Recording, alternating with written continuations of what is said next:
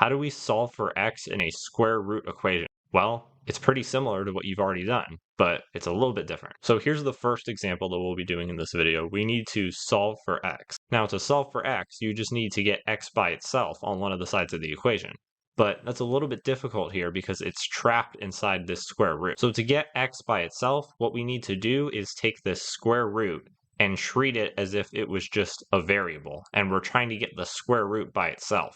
Because eventually when the square root is by itself, we're going to square both sides to get rid of the square root. But just remember that if we were to square both sides right now, then we would be squaring this, and we would have to use FOIL. We couldn't just square the left and then square the plus 4. But we don't have to even worry about that, because we can solve that problem by just getting rid of this plus 4.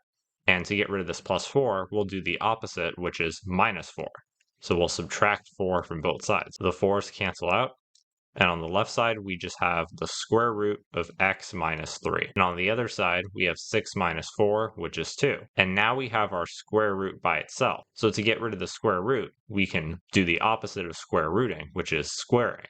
So we'll square both sides. So the square root and the square cancel, and all we're left with is x minus 3 on this side. And on the other side, we have 2 squared. Remember, squaring just means multiplying by itself. So this is 2 times 2, which is 4. And now we just have a one-step equation. So all we have to do to get x by itself is get rid of this minus 3. So we'll do the opposite of minus 3, which is plus 3. We'll add 3 to both sides. These cancel out.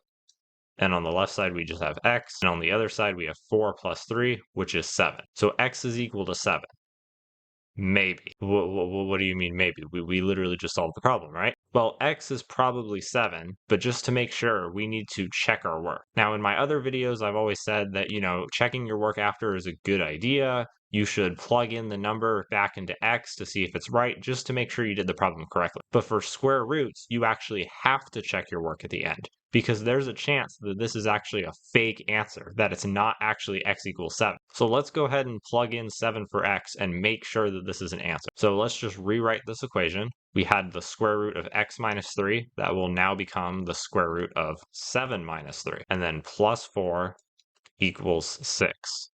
And now let's just go ahead and simplify this down. So 7 minus 3 is 4.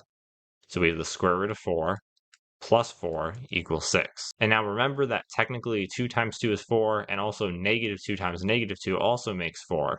But whenever we have a square root sign, that just means you take the positive answer.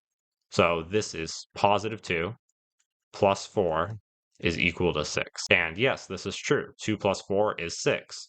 So our answer checks out, and our answer is x is equal to 7. All right, here's another example. We need to solve for x just like before, but it's trapped in our square root. So we need to get the square root by itself so that we can square both sides and then get x by itself. So the only thing in the way of getting the square root by itself is this 2 on the outside. And there is no sign, which means that it's a multiplication. So we need to do the opposite of multiplication, which is division. We'll divide both sides by 2. The 2's cancel out. And on the left side, we just have the square root of x minus 5. And on the other side, we have negative 6 divided by 2. 6 divided by 2 is 3. And we have one minus sign, so the minus sign stays. And now we have our square root by itself, so we can square both sides. The square root and the squared cancel. And on the left, we just have x minus 5. And on the right side, we have negative 3 squared. Remember, that's multiplying by itself. So negative 3 times negative 3. 3 times 3 is 9.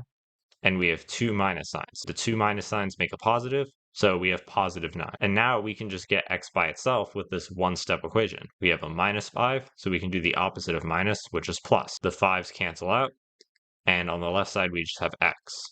And on the right side, we have 9 plus 5, which is 14. So x is equal to 14.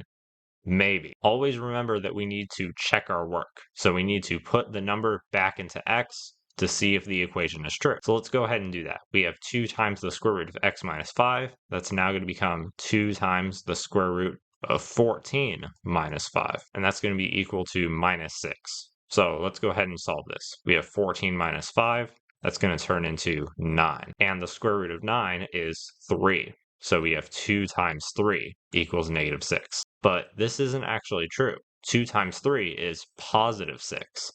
and -6 and +6 are not the same. So this means that 14 is actually a fake answer. It's not a real answer because we have to always check our work when we solve square root equations. So what is the answer then if it's not 14? Well, there is no answer. So in this case, we're actually going to say that our answer has no real solution because we only got one answer and it's not even a real answer. So there is no answer to this problem. So now you know how to solve for x in radical equations and how to eject our imposter answers. But that's just for equations, like with equal signs. But what if you had a less than or greater than sign?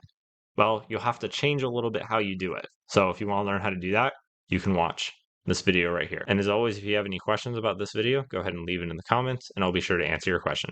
Thanks for watching.